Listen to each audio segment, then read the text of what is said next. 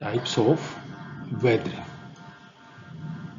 Types of weathering में हम weathering को 3 हिस्सों में बांट सकते हैं। एक आपकी फिजिकल वेदरिंग, या इसको हम मैकेनिकल वेदरिंग भी कहते हैं, या इसे हम भौतिक अपक्षय कहते हैं। दूसरा टाइप जो है हमारे पास केमिकल वेदरिंग यानी रासायनिक अपक्षय, और तीसरा जो है हमारे पास है बायोलॉजिकल वेदरिंग। अब इन तीनों टाइप्स को यानी फिजिकल वेदरिंग, केमिकल वेदरिंग और बायोलॉजिकल वेदरिंग, ये तीनों प्रक्रियाएं किस तरह से रॉक्स को तोड़ती फोड़ती हैं या उनमें जो चेंजेस है वो लाती हैं, इनको हम थोड़ा सा इसे कहें 1 by 1 एक्सप्लेन करेंगे।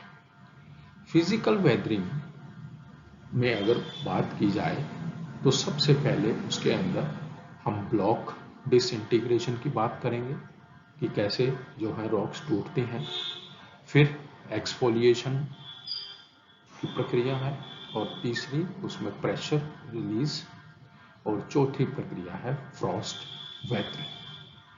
केमिकल वेदरिंग के अंदर ऑक्सीडेशन एक प्रक्रिया है, कार्बोनेशन एक दूसरी प्रक्रिया है, तीसरी प्रक्रिया डिसैलिकेशन है, और चौथी प्रक्रिया हाइड्रेशन, और पांचवी प्रक्रिया डिसोल्यूशन है। बायोलॉजिकल वेदरिंग के अंदर वेदरिंग बाय वेजिटेशन है, सिमिलरली वेदरिंग बाय एनिमल्स है, और वेदरिंग बाय ह्यूमंस है।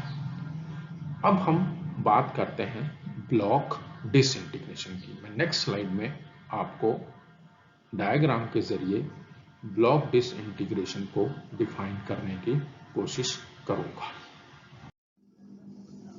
There are 3 types of weathering. जो अपक्षय है वो 3 तरह का होता है।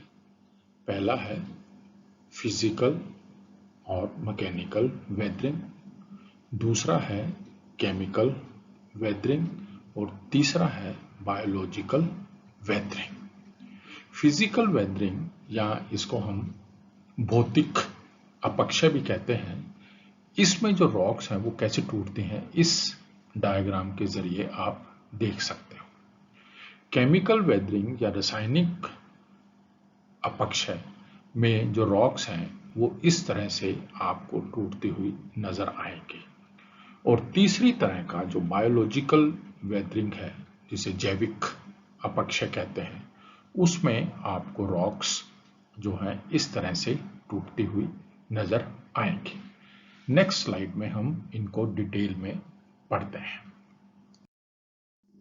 मैकेनिकल वेदरिंग या भौतिक अपक्षय, हाउ इट टेक्स प्लेस, कैसे जो मैकेनिकल वेदरिंग है उसकी शुरुआत होती है या कैसे वो काम करता है।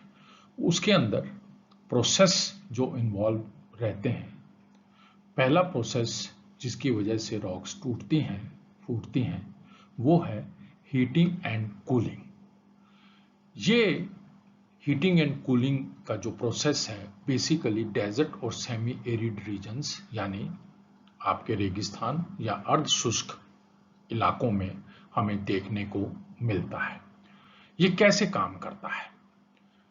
This can lead to weathering. कौन सा?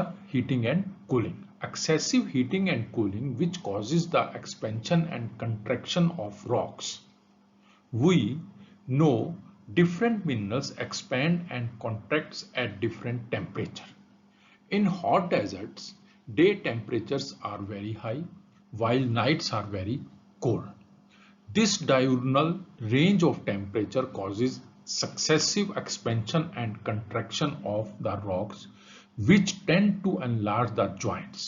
As a result, the rocks disintegrate into smaller blocks or pieces.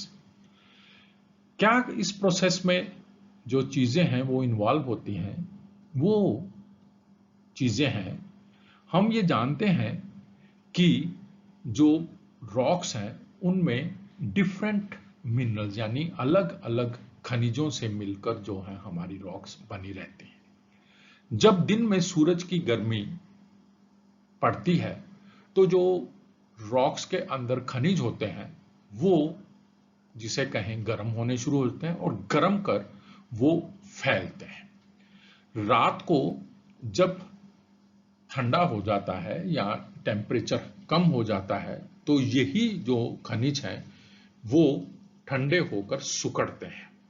जब इस तरह की प्रक्रिया हमारे हॉट डेजर्ट और हमारे अर्ध शुष्क इलाकों में रिपीटेडली होती रहती है तो जो रॉक्स हैं उनमें क्रैक्स पड़ जाते हैं। तो दिन रात के अंतर, टेम्परेचर के अंतर की वजह से रॉक्स के अंदर जिसे कहें फैलाव होता है और सिकुड़न होती है। उसकी वजह से जो जॉइंट्स हैं रॉक्स के वो धीरे धीरे एनलार्ज होने शुरू हो जाते हैं, यानी बढ़ने लगते हैं, और उसकी वजह से जो रॉक्स हैं वो डिसइंटीग्रेट होती हैं, यानी टूटने लगती हैं, फूटने लगती हैं into smaller blocks and pieces. इस तरह से जो हीटिंग और कूलिंग के इफेक्ट से जो हमारी रॉक्स हैं वो क्या होती हैं, टूट जाती हैं। जब रॉक्स जिस टूटती हैं अगर वो छोटे छोटे टुकड़ों में बंटती हैं तो वो हमारी क्या कहलाती हैं, ग्रैनुलर डिसइंटीग्रेशन। क्योंकि इसके अंदर रॉक्स जो हैं वो छोटे छोटे टुकड़ों में बंटती है। फॉर एग्जांपल अगर मैं आपसे ग्रेनाइट रॉक की बात करूं तो ग्रेनाइट रॉक जो है उसका जो कंपोजिशन है वो क्वार्ट्ज, फेल्सपर और माइका से मिलकर बना हुआ है।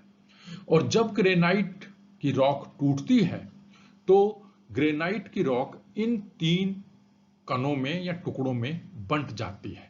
जब इस तरह का स्ट्रक्चर हमें देखने को मिलता है तो वो हमारा क्या कहलाता है, ग्रैनुलर डिसइंटीग्रेशन।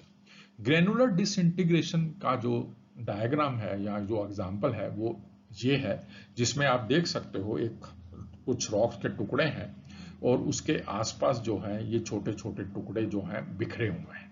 ये सब हीटिंग एंड कूलिंग इफेक्ट की वजह से जो है रॉक्स के टूटने फूटने की प्रक्रिया हुई है। एक दूसरा और उदाहरण है जिसमें हम देखते हैं कि जो रॉक्स हैं वो एक ब्लॉक के रूप में टूटती हैं। यानी आप ये कह सकते हो कि जब रॉक जो है वो एक सिंगल मिनरल यानी एक ही खनिज के चीज से बनी है, यानी एक ही खनिज की मात्रा उसमें अधिक है, तो वो रॉक एक ब्लॉक यानी एक बड़े टुकड़े के रूप में टूटती है। और जब इस तरह से रॉक टूटती हैं तो हम उसको ब्लॉक डिसइंटीग्रेशन कहते हैं। उसका एग्जाम्पल ये वाला हिस्सा है, इसमें आप देखो ये खड़ी हुई रॉक्स हैं, इसके बीच में ये आपको लंबे लंबे से जॉइंट मिलते हैं। इसका मतलब ये है कि ये एक जो रॉक है ये एक ही मिनरल की बनी हुई है और हीटिंग और कूलिंग के इफेक्ट की वजह से इस रॉक में लंबी लंबी दरारें पड़ जाती हैं। जब इस तरह की दरारें या जॉइंट्स पड़ते हैं और रॉक्स जिसे कहें फ्रैक्चर होती है और उसके बाद वो अलग अलग पीसेस में टूटती है तो हम उस प्रक्रिया को क्या कहते हैं, ब्लॉक डिसइंटीग्रेशन कहते हैं। नेक्स्ट हमारे पास जो रॉक्स को टूटने फूटने की प्रक्रिया है जो कि हीटिंग एंड कूलिंग के फलस्वरूप ही होती है, उसको हम एक्सफोलिएशन कहते हैं। एक्सफोलिएशन एक इस तरह की प्रक्रिया है या इस तरह की रॉक्स को तोड़ती है कि उसमें ऊपर की परत यानी ऊपर की जो लेयर है वो एक प्याज के छिलके की तरह अपने आप उससे अलग हो जाती है। जैसे आपने प्याज देखा होगा, प्याज को अगर हम छीलते हैं तो ऊपर का जो छिलका है वो एक साथ पूरे का पूरा निकल आता है और उसके नीचे एक अलग जो प्याज है वो हमें नजर आता है। सिमिलरली इस प्रोसेस में जो रॉक है वो ऊपर की जो परत है जिसमें कि डिफरेंट डिफरेंट जो मिनरल्स रहते हैं या कई बार एक ही जैसे जो है मिनरल्स रहते हैं, तो वो सूरज की गर्मी की वजह से एक्सपैंड कर जाते हैं। उनमें जिसे कहें उनका जो एक्सपैंड कर जाते हैं और रात के समय वो ही मिनरल्स फिर सुकड़ जाते हैं, तो उसकी वजह से वो परत जो है वो एक साथ अपने आप उस चट्टान के ऊपरी हिस्से से अलग हो जाती है। जब इस तरह से कोई परत चट्टान के हिस्से से अलग हो तो हम उस प्रक्रिया को, उस प्रोसेस को एक्सफोलिएशन कहते हैं। ये आप देखिए रॉक है, इस रॉक को आपने ऊपर की परत देखी, ये परत जो है उसका हिस्सा टूटकर अलग हो गया, नीचे उसके एक हमें फ्रेश परत नजर आ रही है।